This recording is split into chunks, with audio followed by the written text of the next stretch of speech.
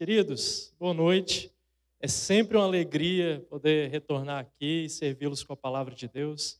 Para isso eu peço que você abra a sua Bíblia ou acesse no Evangelho segundo Mateus. Nós leremos o capítulo 13, 2 versos a princípio.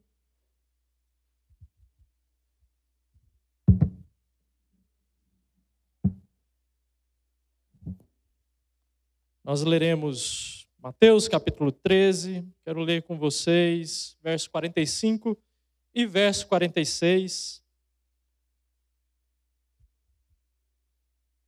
Provavelmente na sua Bíblia o subtítulo aparece como a parábola da pérola. É o texto que nós meditaremos nessa noite. Diz assim a palavra de Deus, Mateus capítulo 13, versos 45 e 46. O reino dos céus é também semelhante a um homem que negocia e procura boas pérolas. Quando encontrou uma pérola de grande valor, ele foi e vendeu tudo o que tinha e comprou a pérola. Vamos orar mais uma vez? Pai querido, Deus de amor, nós te somos gratos pelo enorme privilégio que o Senhor nos concede de juntos podermos cultuar o teu nome. Abra as nossas mentes e os nossos corações para receber a tua palavra nessa noite. Nós oramos em nome de Jesus. Amém. Eu gostaria de meditar com vocês a respeito desses 2 versos que nós acabamos de ler, mas na verdade eu quero ir também a alguns versos anteriores, a parábola do tesouro perdido. E eu quero ver com vocês nessa noite a parábola da pérola, algo que tem falado no meu coração esses dias, algo que tem queimado no meu coração. Por onde eu caminho na igreja, nos ministérios, nos departamentos que eu atuo, eu tenho compartilhado essa palavra quase como um panfleto, uma carta, um convite. Eu tenho meditado, estudado e cada vez que eu leio eu me sinto desafiado no meu íntimo a respeito do valor, da grandeza e da proporção que o reino de Deus tem tido na minha vida. E por onde eu caminho, eu insisto em perguntar, e eu quero te perguntar isso essa noite. O que está orientando a sua vida? O que está orientando a sua vida? Eu já tive a oportunidade de perguntar isso para os adolescentes, para os jovens, para os adultos, e eu quero te perguntar nessa noite, o que orienta a sua vida? O que tem orientado a sua vida? Qual é o valor que você dá ao reino de Deus na sua vida, na sua agenda, nos seus sonhos, na sua gestão do tempo, que tem orientado a sua vida? Quando nós lemos a partir do começo do capítulo 13, nós percebemos que Jesus começa a falar através de parábolas. Uns definem parábola como uma historinha contada para explicar uma verdade complexa. Outros a definem como narrativas breves com conteúdo alegórico. Outros ainda dizem que parábola é igual uma boa piada. Se você explicar, você estraga. A verdade é que as parábolas, elas ressoavam no imaginário daquele público que ouvia Jesus. Os personagens, o ambiente, as ações eram conhecidos dele. De modo que essa familiaridade trazia consigo uma compreensão quase que da ordem do cotidiano. Sim, Jesus queria tratar de verdades celestiais e de assuntos da fé que poderiam ser barreira no coração dos incrédulos. Então as parábolas tinham a intenção tanto de revelar, quanto também de ocultar. E não há uma real contradição nisso. Especialmente quando nós compreendemos que é Deus quem abre, mas também quem endurece os corações. Pois bem, Jesus começa a contar uma série de parábolas e naquela altura do campeonato, as grandes multidões começaram a se dispersar, começaram a se afastar, cada vez mais. E só restavam os verdadeiros seguidores de Jesus por perto. Na parábola do semeador, Cristo fala do acolhimento à palavra. Nas parábolas do grão de mostarda e do fermento, Cristo promete que o seu reino avançará, mesmo que ele comece com uma pequena porção de homens aos arredores da Galileia. E agora, na parte final do seu discurso em parábolas, Cristo separa os aventureiros ou os interesseiros dos verdadeiros discípulos.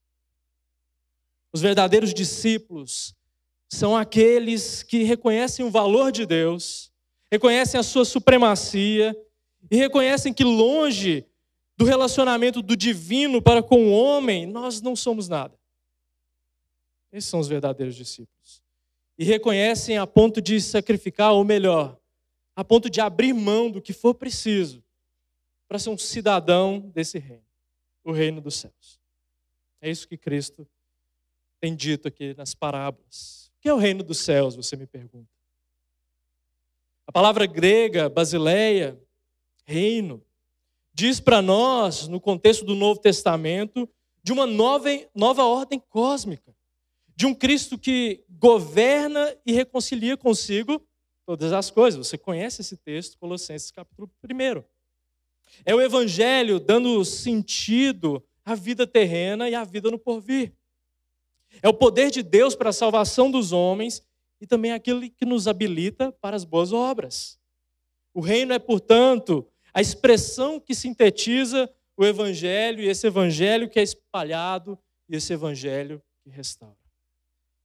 Jesus diz do fazendeiro, aí nos versos 44, acima desses que a gente leu, diz do fazendeiro que encontra um tesouro oculto no campo, e então o esconde, para depois vender tudo, comprar aquela porção de terra em que havia escondido o tesouro. E depois Cristo diz sobre o comerciante de pérolas, texto que nós lemos, que negocia e vende pérolas e que num determinado momento ele acha uma pérola tão valiosa, mas tão valiosa, que vende todas as outras pérolas que ele tinha. Vende a sua casa, vende o restante dos seus bens, só para ficar com aquela pérola preciosa. É interessante procurar saber como que funciona o processo de avaliação de uma pérola. Tem vários quesitos em jogo. O brilho, a homogeneidade, ou seja, se não há imperfeições, a cor, o tamanho. É um processo árduo para chegar na precificação, por exemplo, de um diamante. Não sei se tem alguém aqui que trabalha com isso. Mas sabe o que é engraçado? Que até mesmo um leigo como eu, quando bate o olho em uma pérola preciosa, reconhece o valor. Você nota um valor. Jesus está nos dizendo aqui do valor do seu reino. Jesus está aqui identificando e enquadrando toda a humanidade. Tanto a parábola do tesouro quanto a parábola da pérola dizem respeito ao coração humano que é desejante, que deseja buscar e encontrar sentido nas coisas. Deseja encontrar sentido na vida, nos relacionamentos. Nós somos assim. Até o mais ateísta dos homens busca o seu tesouro ou a sua pérola em algum ídolo. Geralmente os ídolos são a variação da tríade, sexo, dinheiro, poder. Mas até o mais ateísta dos homens busca encontrar valor. Nós somos seres amantes. Ou seja, de fábrica, nós somos instalados com o desejo de encontrar propósito. E o nosso coração não pode descansar até encontrar Jesus e o seu reino, parafraseando Agostinho, bispo de Hipona. Nós não devemos forçar as parábolas para pensar na ética de esconder um tesouro e comprar o terreno, ou então de comprar a pérola como comprar o favor de Deus. Não é isso que o texto nos diz. Isso é tornar a parábola em termos tão realistas, mas tão realistas, que ela perde a simplicidade e o entendimento prático. E aqui eu quero chamar a sua atenção sobre o aspecto sacrificial que determina o valor. Agora há pouco eu falei do processo de avaliação das pérolas. Jesus também, como uma espécie de prova dos 9, diz sobre o valor do reino dos céus. Além de dizer que o reino de Deus é o que há de mais precioso que o indivíduo possa desejar, ele também coloca a questão: o quão dispostos nós estamos, eu e você, de abrir mão de nós mesmos, aquilo que nós cantamos aqui nessa noite, para viver nesse reino, viver em serviço, honrar a Deus, Claro que exemplos do nosso cotidiano, eles nos ajudam a colocar essa questão de uma maneira mais clara na nossa cabeça. Se eu te perguntasse o que vale mais, quero que você pense aí comigo. Ficar numa cidade onde você atua, onde você serve na igreja, onde você tem sido alguém que leva e proclama o reino de Deus, um verdadeiro embaixador. Mas de repente o seu salário nessa cidade é X reais. Mas essa é a sua condição. Você vive, você atua, você é um missionário local. Mas você recebe uma proposta para mudar de cidade. Para um local que nem tem igreja direito. Não é a sua intenção plantar uma igreja. Você sabe que a sua frequência nos cultos, no serviço, na atuação, irá diminuir. Mas você recebeu uma proposta para ganhar 5 vezes mais. O que pesa mais no seu coração? Isso é um exemplo. Talvez 5 vezes seja muito tentador, né? E se fosse o dobro? Alguns já ficaram na dúvida. Porque o nosso coração é assim. E se você fosse desafiado a abdicar 1 mês, as suas férias, para fazer o trabalho missionário num lugar remoto, no Brasil ou em outro lugar, mas você vai abdicar das suas férias. Entenda, a palavra de Deus e nem eu queremos colocar fardos no seu coração e compromissos que partem mais de uma pressão do que de um desejo genuíno. Não é a minha intenção. Não é a intenção da palavra de Deus. Mas essas perguntas, elas são efetivas para calibrar o nosso coração. Mostrar onde que o nosso coração está apontando. Se você não titubeia quando você ouve isso, essas propostas, meus parabéns. Mas eu retomo a pergunta contigo nessa noite. O que orienta a sua vida? Você precisa estar totalmente persuadido, como diz o puritano J.C. Ryle, numa cultura como a nossa, que muitas vezes promove o cristianismo e o compromisso com Deus mais como uma extensão das nossas carreiras lá fora, mais como um anexo no dito mundo secular. Mas para nós não existe mais essa separação ou esses 2 reinos. Não há um centímetro quadrado sequer que Cristo não reivindique para si. O que orienta a sua vida? E qual o valor do reino de Deus para você? Quero que você pense e saia daqui pensando nisso essa noite. E carregue essa pergunta com você durante a semana. O valor, ele carrega consigo a convicção. Não estamos dando um salto de fé, um salto no escuro, como diz o filósofo dinamarquês Kierkegaard, e que influenciou negativamente todo o protestantismo europeu a partir do século XIX. Uma das razões pelas quais a Europa, o continente europeu, é tido como um continente pós-cristão. Porque essa teologia dizia que era um salto no escuro. O texto não diz isso para nós. Diz que é uma convicção no valor daquilo que é o reino dos céus. Não. 1000 vezes não o pensamento de que nós estamos dando um salto no escuro. Nós precisamos ter a convicção de que se não for o reino dos céus, o próprio Cristo nos orientando, nos dando a direção, nós somos meros miseráveis. Essa é a realidade. E quando eu medito nisso, quando eu penso nisso, eu volto lá em Lutero. O reformador alemão é uma figura que me traz o senso de realidade e de urgência. Recentemente comecei a ler uma biografia do Lutero. E a questão que talvez a maioria de nós só conheça a parte que diz sobre um reformador imponente, convicto, com uma bravura inestimável, aquele que pregou as 95 teses na porta da igreja de Wittenberg. E vá lá, a reforma aconteceu. Mas o que muita gente desconhece é o lado anterior a esse feito.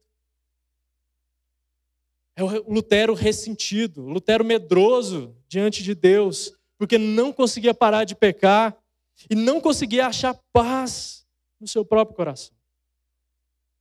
O jovem católico que se autopunia quando pecava e que importunava o seu superior, o padre que tomava conta do mosteiro agostiniano onde ele estava sendo treinado e formado. Lutero fazia isso vez após vez porque tinha pecado. Ele não conseguia achar paz para o seu coração. Mas esse Lutero se torna uma boa ilustração para nós. Uma boa ilustração para nós entendermos esse comerciante de pérolas. Lutero, que não conseguia satisfazer a Deus e sentia isso na sua alma, começou a estudar e a expor as Escrituras e, de repente, quando chegou nas profundezas do livro de Romanos, ele encontrou o tesouro. Ele encontrou a pérola preciosa. O Evangelho, que é o poder de Deus para a salvação dos homens, não pelas boas obras, mas pela fé em Cristo Jesus. Aquele que tem todo o mérito. Todo o mérito. Lutero abriu mão de tudo. O seu monastério, a sua carteirinha de ministro, a sua estabilidade, transformou a sua própria vida em algo em jogo. Porque ele encontrou o tesouro. Ele foi encontrado por Cristo. Não me entenda mal, eu não tenho intenção alguma de centralizar Lutero nesse sermão. Lutero é mais um exemplo, importante para nós, sem dúvida, de alguém que foi resgatado por Cristo, assim como eu e você. O valor não está no comerciante de pérolas, mas na pérola. O valor está em Cristo e no seu reino, não em nós. Não em nós. Eu quero que você pare mais uma vez e reflita. Qual é o valor do reino de Deus para você? Qual é o espaço que tem ocupado na sua vida? Qual posição Jesus ocupa no seu coração? Será que ele não vem depois de família, dos filhos, da carreira, dos hobbies? Muitas vezes, nosso coração pende mais para essas coisas que não são em si mesmas más, mas que podem se tornar verdadeiros ídolos no nosso coração. O valor do reino dos céus é fundamentado no que mais precioso existiu e pisou nessa terra, nosso Senhor e Salvador Jesus Cristo. É fundamentado no sangue mais precioso que esse solo pôde experimentar, lá no que hoje para nós é o Oriente Médio, há 2000 anos atrás. O sangue vertido na cruz, que é símbolo não de vergonha e dor, mas que aponta para o Deus homem, que encarnado morreu, mas triunfou. Morreu, mas ressuscitou ao terceiro dia. E vivo está à destra do Pai. O que orienta a sua vida, meu irmão e minha irmã?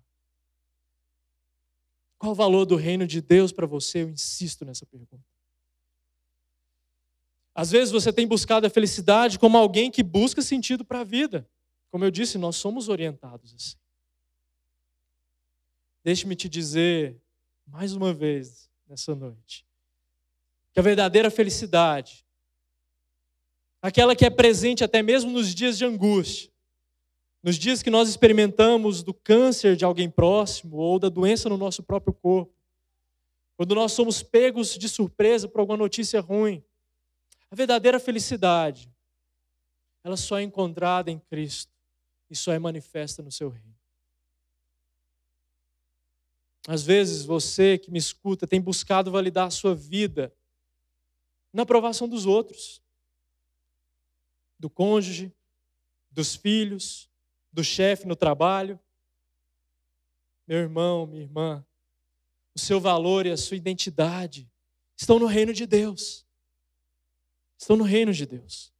Buscai em primeiro lugar o seu reino e a sua justiça. E todas estas coisas vos serão acrescentadas. Jesus tira de nós até mesmo aquela preocupação ansiosa. E eu já falei isso com os irmãos em outra ocasião, quando eu estive aqui. Talvez a sua preocupação com o preço da gasolina amanhã seja maior do que a percepção da preciosidade do que Cristo fez por ti, do que Cristo fez por nós, e das promessas e garantias que nós temos aqui, nesse tempo e por toda a eternidade. O que orienta a sua vida? O que tem orientado a sua vida? Eu gostaria de concluir com uma percepção teológica e uma única aplicação para nós nessa noite. A percepção teológica que eu quero que você tenha comigo é que você não deve pensar no reino dos céus ou no reino de Deus em termos abstratos ou etéreos, como se estivesse distante. Não. O valor do reino dos céus cresce no nosso coração à medida que cresce o nosso relacionamento com Jesus. Pois Ele é o fundamento, Ele é o fim, Ele é a glória desse reino. Essa sempre foi a riqueza da sabedoria judaica, no princípio. Nós conhecemos a verdade através de um relacionamento. O Deus que se revela e se aproxima de nós, que em Cristo somos mediados e que no Espírito somos habitados. É nutrindo um relacionamento com Jesus que seremos transformados. A Bíblia chama isso de santificação. Transformados de pessoas mesquinhas para pessoas generosas. Transformados de pessoas autocentradas, ensimesmadas, para pessoas que amam verdadeiramente o próximo. Transformado em pessoas viciadas em controle e poder, para pessoas contentes no sustento de Deus. Transformados de lascivos, impuros de mente, para pessoas que exercem o domínio próprio sobre os seus corpos. E eu gostaria de fazer uma única aplicação nesse sermão. Comprometa-se com a manifestação do reino dos céus. Quer saber como? De uma maneira muito prática. Sirva. Sirva na e sirva a igreja. Meu irmão e minha irmã. São tantas as áreas que você pode se engajar para servir a Deus. No ensino, no ministério infantil, coral, ajudando em outros departamentos e ministérios. Deus te deu dons, carismas. Coisas que se você não usar, você está prejudicando não só a si mesmo, mas o corpo de Cristo. A igreja precisa da manifestação desses dons em serviço que é mútuo. E às vezes você diz, Renan, eu não sei fazer nada. Isso não é verdade. Porque se o seu chefe, no seu trabalho, te pedir algo para você aprender e ter que fazer, eu tenho certeza que para manter o seu emprego, você vai correr atrás. Entenda, eu quero que você aplique isso, orando para que a sua perspectiva do reino dos céus mude.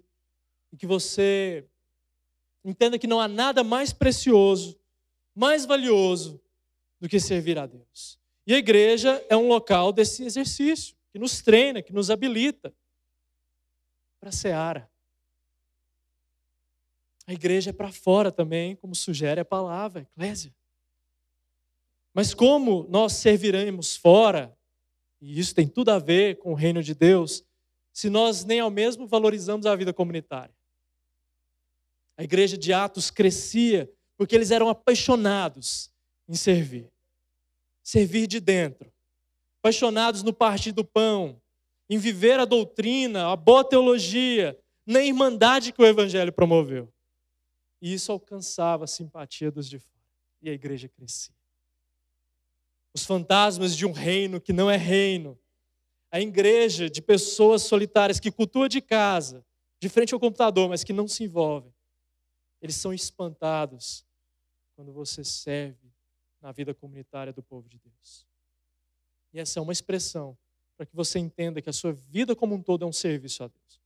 Não só na igreja, mas em todos os âmbitos e nas áreas que Deus te colocou.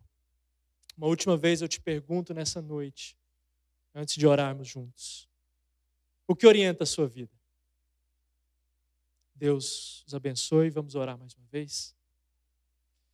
Pai querido, Deus de amor, nós te damos graças. Graças porque o Senhor é bom, misericordioso, gracioso. Nos tirou do lamaçal de pecados e de uma vida mesquinha, ensimesmada. Nos transportou para o reino do Filho do seu amor. E é nessa graça que nos comprou, que o Senhor nos concede o privilégio enorme de podermos ser coparticipantes da tua obra. Não há mérito nosso. Todo mérito é do Senhor. Nessa noite, Pai, eu quero orar por cada um dos meus irmãos e irmãs que me escutam. Se o nosso coração, Pai, por algum momento, por algum deslize, por alguma fase da vida anda descalibrado do valor do reino de Deus, do reino dos céus, Senhor, transforma o nosso coração nessa noite. Para quando nós formos dormir, iniciarmos a semana amanhã, onde o Senhor nos colocou, empresas, faculdades, no lar, para que nós façamos no serviço de coração íntegro ao Senhor. Essa é a nossa oração, em nome de Cristo Jesus. Amém.